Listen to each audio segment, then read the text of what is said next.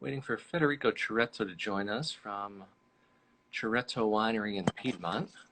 Ciao, Federico. Buongiorno. How are you? Good, thank you.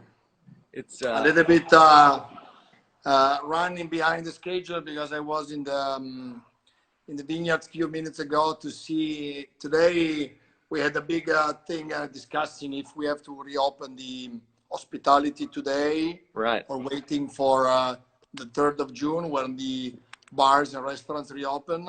Right. Because I don't know if hospitality in the winery it's restaurant, so we pour wine, or it's like a tasting room.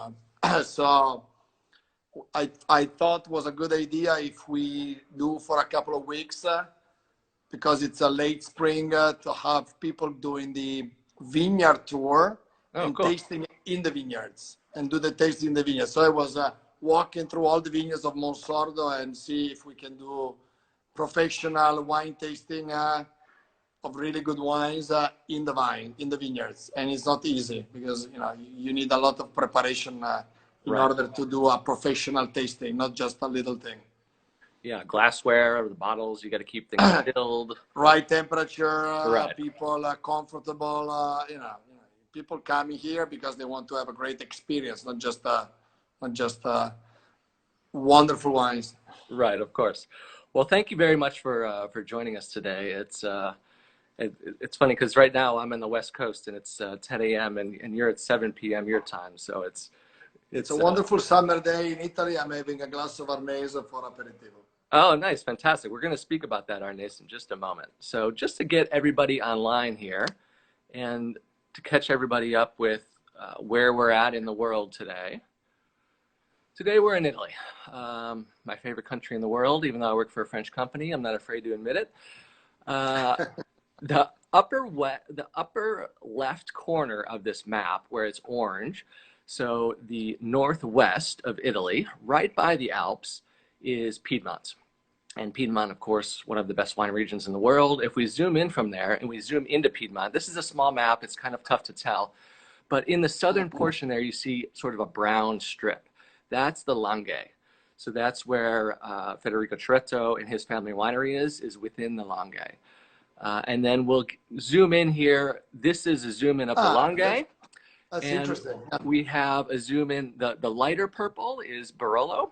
And then the slightly darker purple to the top is Barbaresco. So Federico and his family run 4 wineries within these regions. So first of all, Federico, why don't you just tell us where you're at right now, which winery? We'll get into your family history a bit too, and then we'll speak about the new wines. Okay, so physically now I am in Ceretto Winery, so we are in Alba. The little,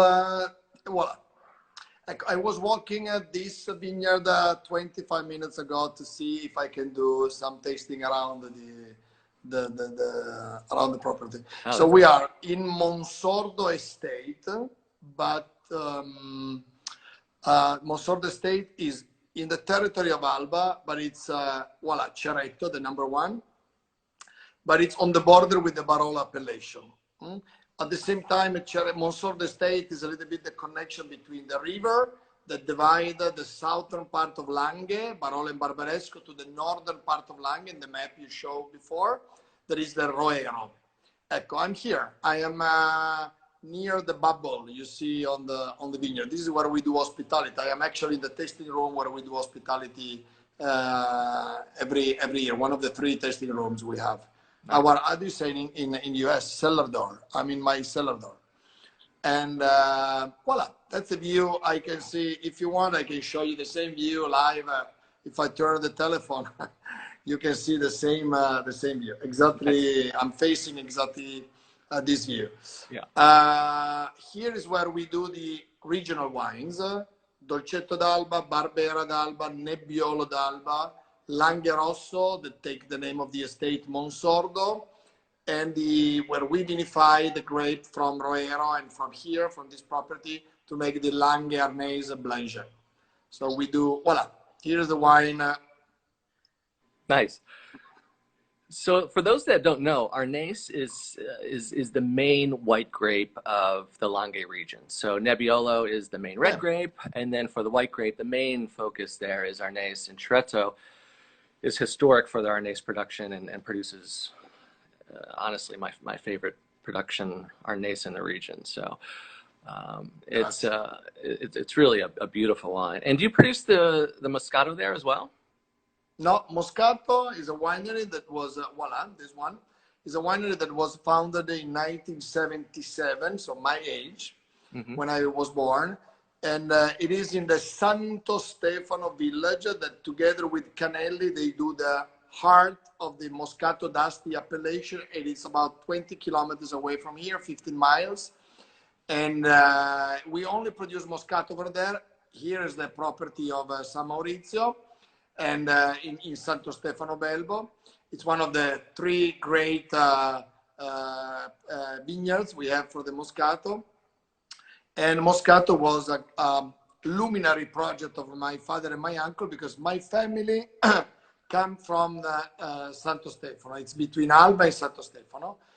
My father, after the Second World War, lived there for a long time to go away from Alba that was bombed. And there is a personal connection for us. And we created this wonderful project that was the same concept of Barolo and Barbaresco Cru applied to another appellation that is Moscato. In the 70s, Wow. Moscato, Asti Spumante and Moscato d'Asti was the strongest appellation of Piemonte.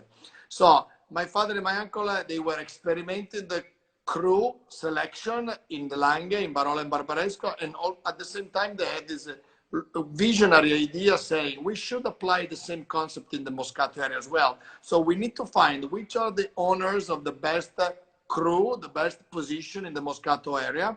Ask them if they want to start producing not quantity but great quality because of the vineyard they own. Right. We made a partnership. We made a kind of fine wine co-op, like Produttore del Barbaresco in Barbaresco.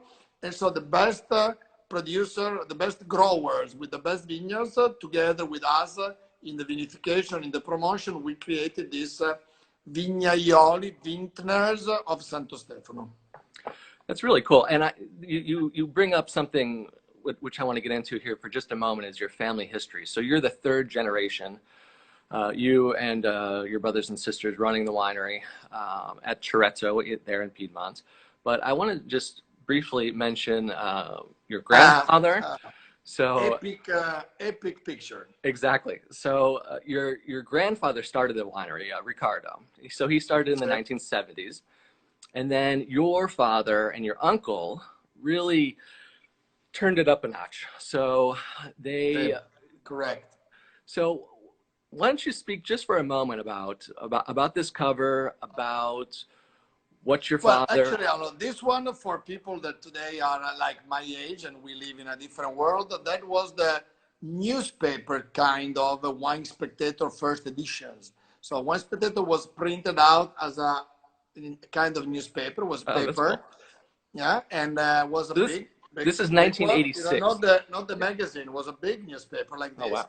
And at the very beginning, this was already, I think, was one of the very first article of James Ackley. He was a young guy, super passionate.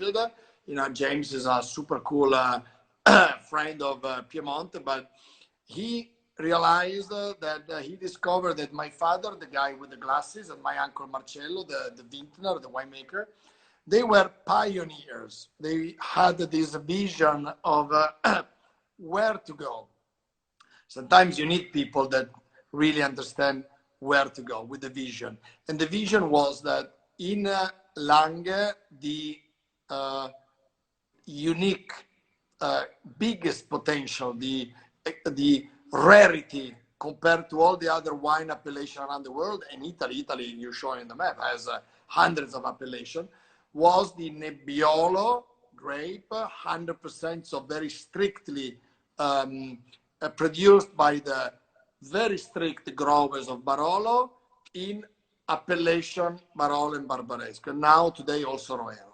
So a great territory, a unique village terroir concept, parcels concept like Burgundy, our neighborhood, our next door neighborhood, and they realized that if you put together the experience of 25 generation of vineyard growers in Piedmont, because we started to make wine in Piedmont some hundreds of years ago, you know, before Cristoforo Colombo with the boat came to the US. So we were many generations of growers, but without the knowledge of understanding the peculiarity of each single parcel and village. With the idea of vinifying grape from Castiglione Falletto, La Morra, Serralunga, Monforte, Barbaresco, Treviso, you know, you bring this concept of terroir. Right. And this was the revolution. And then the revolution was also to make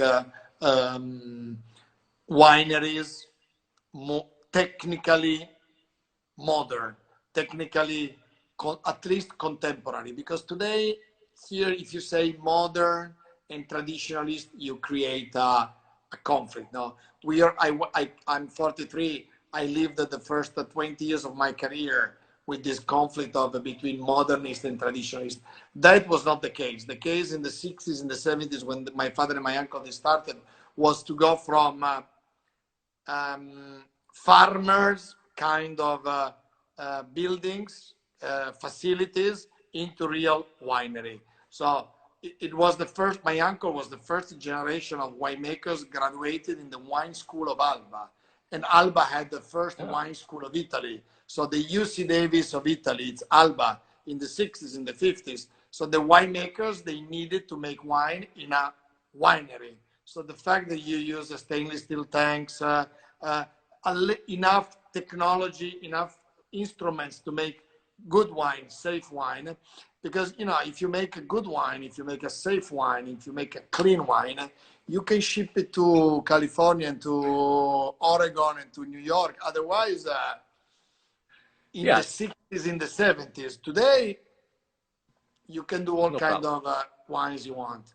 Logistic and the market is ready.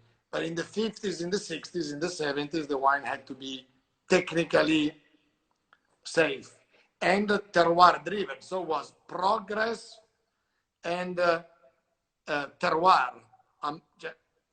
If you think of this today, this was 50 years ago. In fact, so when you speak with people like that, but here I can say chapeau to 20, 30 producers. You know, we were not alone. It was a new generation, the first generation of the son of the vintners that wanted to make wine themselves and in proper wineries. Exactly. People don't realize that before the 1970s, nobody knew about Barolos and Barbarescos and the wines of the Langhe. It was pretty unknown. I love you very much. But nobody knew, maybe in America, there is a new world. That's true. That's true. In Europe, they knew about Barolo since 1755, when the first parcel of Canubi was bottled for the royal family and for the royal courts of Europe, and was already the wine of the kings. So I understand America is the best place in the world, but no, it's not. The first couple of 100 years, we couldn't. Well, you know what made us the distance between Italy and the wonderful Bordeaux. You know, God bless Bordeaux. Bordeaux teach the world how to drink great wines, how to understand the value of the wine. So Bordeaux is, for me, is the PH in wine production and wine quality and wine marketing. But it's because the British merchants, they couldn't reach Italy and especially Piemonte by boat. So they couldn't trade the Barolo wines. They could trade Rioja, Port, Bordeaux because of the rivers. German wines because of the river. We had to wait airplanes and railways in order to be known. So we are 100 years behind the French, not because of the history of the quality, it's because technically it was not accessible. But the good guys, they drink a Barolo 300 years now. Guillaume Touton will be happy to hear that that you like Bordeaux as well. I want to get into speaking a little bit more about your cruise, because your father and your uncle, like we talked about, were the first to do a lot of things and modernize. I think you were one of the first to use stainless steel fermentation tanks in the Langhes. So they did a lot of things to modernize. But the biggest thing, what I always think about when I think about Ceretto is the crew concept. So I don't think that really anybody else was doing that. Your father and your uncle went out and started buying single vineyards and started bottling single vineyard wines, and they were really the first to do that. So I just think it's such a cool concept that and it's something that the rest of the world followed. So see, I think we can consider the winery in Briccosili in 1973, the first winery that vinified different single vineyards from different villages and released the wine. Not in 73, in 74, because 73, voila, this is the winery. Little house in the vineyard of Asili, Briccosili, the top of Asili. That was the beginning. And but in my uncle Marcello, he vinified at the time. Even the land was much cheaper than today. They couldn't buy it, because my grandfather made wine, but in a way that was everyday wine, maybe damigens or already bottles, but the wealth was not there. Italy in the right. 50s, in the 60s was a very poor country. And so they were at the beginning, and we were renting, we were leasing vineyards, and we from Montefico, well, we go in a science. Brocchi arrived a little bit later in Castiglione Falletto. We vinified Villero, Montefico. We vinified a lot of beautiful vineyards in order to understand the best positions.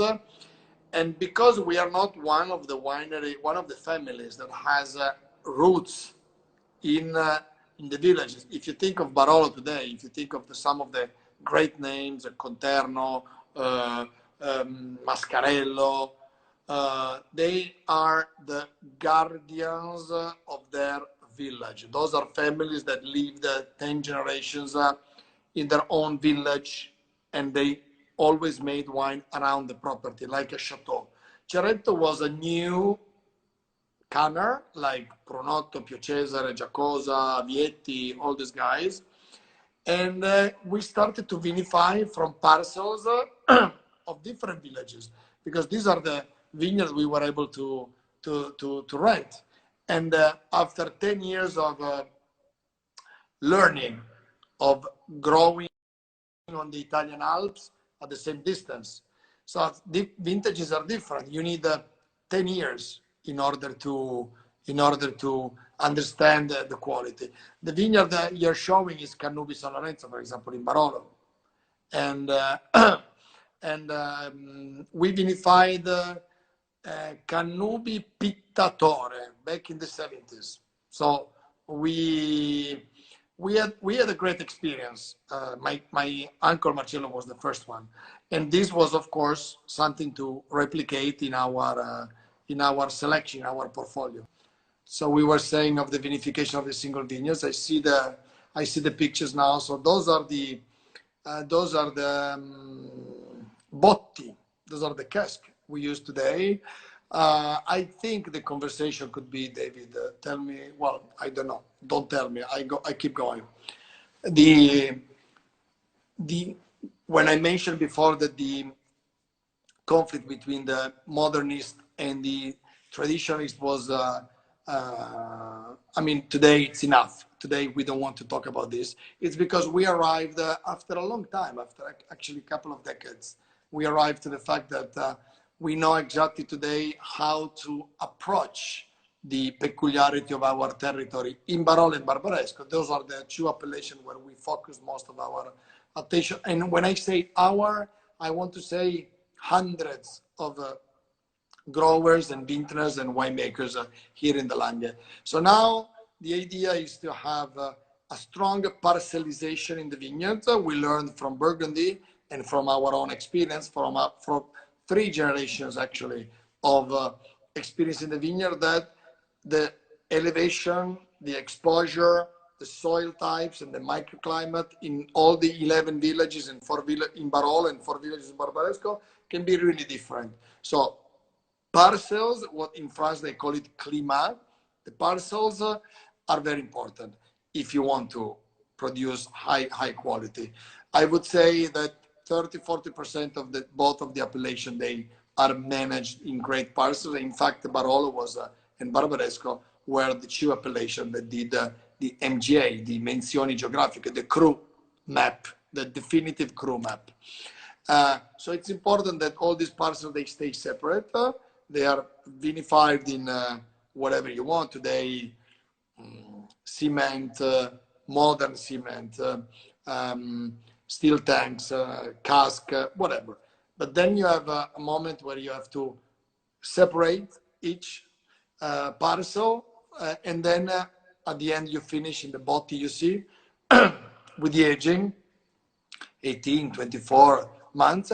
Voila, this is the barrique room of Monsordo, but you can imagine a barrique room like this. And today the barrique room is not anymore the barrique room for the aging. Is the barrique room where the winemaker is able to do malolactic fermentation, and let's say the first 3-4 months of the aging, so the first 6, 7, 8 months of the life of the wine, to really understand if the depth of the terroir in that particular vintage was clearly exposed. So when you reach the quality of this, when you reach the level where the terroir definition is clear, then you are able to release single vineyards that speaks for the parcel that they come from. So it's not only the fact that we want to have names like Brunate, Bussia, Rocche di Castiglione. It's the time, it's because we really want to have in the bottle what we want. This was the gift we received from Burgundy. On the other hand, we changed the idea of the concept of the soil management and the life of the vineyard. Today, I wanted to make a more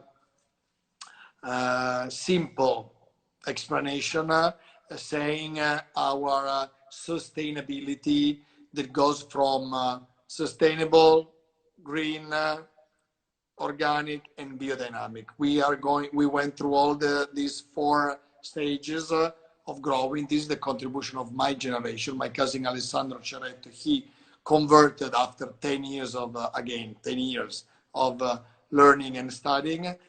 We started with the biodynamic preparation, with the biodynamic protocol for our own small parts of Barolo and Barbaresco, because managing small parts is easier, into making organic estate like Monsordo and Blanchet. Those are estates that are 15, 20, 30 hectares.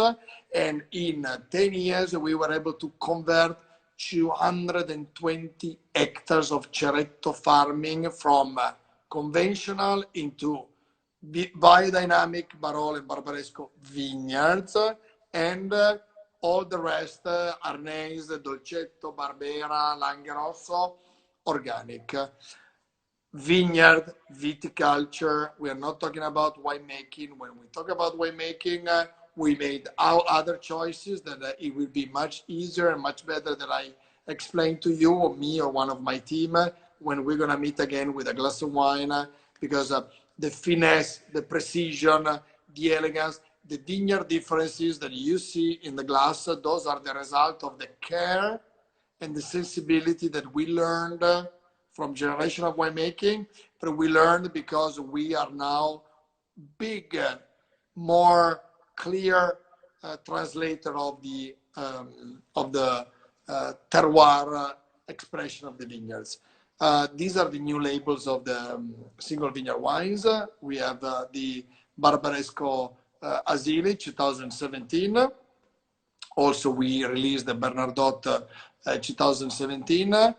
Beautiful vintage in Barbaresco because the wines are in a good proportion between the fruit and the lighter tannins. So the tannins are perfectly integrated in the fruit. Barbaresco has a privilege of always being a early ripening appellation. So in the hot and very dry vintages like the 17, the fruitness, the bite, how can I say, the texture of a Barbaresco wine, we could say a little bit of the fruit concentration of the Barbaresco wines made a beautiful result. They are very enjoyable. It's a vintage that is hot and dry, so it's approachable because we couldn't wait for the vineyards to arrive to a perfect phenolic ripening. So we were able to harvest earlier and keep the tannins very mild. 17 is not an epic vintage where you have forever collectible wines. 17 is a vintage where you can taste great wines, pull the cork, have a proper glass, wait a few minutes, let the varietal of Nebbiolo expressive, bring all the floral out, enjoy the juiciness, enjoy the chew of the wine and love it. It's in Italian we say goloso. Different story when we go in 16. 16 is the perfect vintage when we talk about seasonal climate, microclimate, seasonal climate for Piedmont. I told you before, we go in the contrast between the mountains, Piedmont mountains, and the Riviera, in the Italian Riviera, so the seaside. So this contrast in the 16 was evident, but was mild. That is the winery of Bricoroc, actually where I live. So you're seeing my privileged house. Thank you to my family to choose me to go and live in Bricoroc. This is the vineyard site of Bricoroc Barolo. It's a monopole, single vineyard. So Ceretto produce the entire production of Bricoroc monopole cru.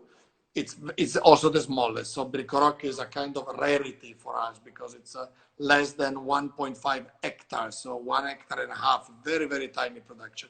But I was saying that the 16 vintage in Barolo is a vintage where you can match perfectly the balance of the acidity, the proper ripening of the grape in a long season, and phenolic, tannic, Piemonte profile. Because when you drink certain wines, when you arrive in your life to enjoy, to learn, to go deep in a Nebbiolo, Barolo, Barbaresco cru, vintage by vintage, it's your PhD in wine tasting. When you are into the Nebbiolo tannin, Nebbiolo complexity, depth, floral richness, then you are totally engaged, and you cannot leave for any other wine. We trap you. And 16 is the vintage where you play with all kind of cru. Brunate, for example, is La Morra, warmer climate, whiter soil, sandy soil, young soil. No, old, sorry, very old soil. Finesse. When I say floral, I mean when the grape Nebbiolo express the floral notes of the varietal. In Brunate, from us, from all the Brunate producers, many great producers, you drink the beauty of the finesse of the Nebbiolo potential. We celebrated Brunate as one of the iconic cru, one of the most important cru, especially in La Morra, with our chapel painted by the amazing American artist Sol Levitt, depending if you use the French or the English pronunciation. And today it's the most visited. Voila, look at this. The chapel of the sparkle, the contemporary sparkle that enlightened the vineyard of Bronate. Now 20 years, we celebrated the 20th anniversary. And today we are super proud that the community of the Barolo people, they call it the Chapel of Barolo, not the Chapel of Ceretto, not the Chapel of Bronate, but the Chapel of Barolo, and is the most visited place, and it's a vineyard of Barolo. This was the intention of our family from the beginning, to show the Barolo vintage. Voila. And other symbols of architecture, design, because, remember, all around the world, we talk about packaging, labels, buildings. In Italy, we do design. Design means art pieces that live forever. And we wanted to create with my family. We make wine. We are super good in putting what is great in the bottle. The label of Blanchet, the chapel, the cube for the tasting room in Bric-a-Roc, the grape here in those are the best artists, architects, designers of the world working for the land of Barolo, for the land of Langhe. And this is how we generated one of the most visited places in the wine regions. And here is my wonderful family. The one on the left is my cousin Alessandro, the guy making wine today, like his father and like his father. So the winemakers of the Ceretto family is a Ceretto a family member. Next to him, between me and Alessandro, it's my father Bruno, the big visionary. In the middle, Roberta, my sister, Marcello, the man who bought every vineyard and built every winery, and Lisa, my adorable cousin, that is the manager, the administrator of the company business, because we trust, we are a family and we like to have the control by a family member. So thank you so much for the time. This was a little bit unusual, but thank God I do this presentation around the world all the time. Touton, fantastic company. Thank you so much for all the people that stayed with us. It's amazing that what you did. It's amazing that the technology, we are able to do this chatting online. I don't know how to close this this session. Maybe with a cheers to all of us in the new normality, old normality. Let's call it the Barolo normality. Thank you, everybody. Cheers. I wait you here all in September, October, November in Piedmont. You know why. Barolo and truffle, Ceretto in Piazza Duomo, or I see you in Touton, in New York. A beautiful bottle of Ceretto wines in the bag. Salute.